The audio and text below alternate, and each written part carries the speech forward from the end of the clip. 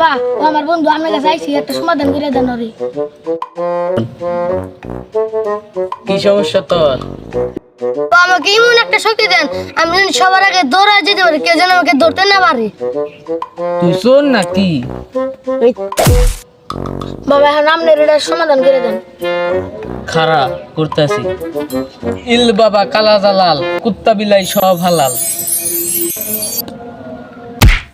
বাবা, আমার বন্ধু গো। পিছের দিকে তাকায়া দেখ।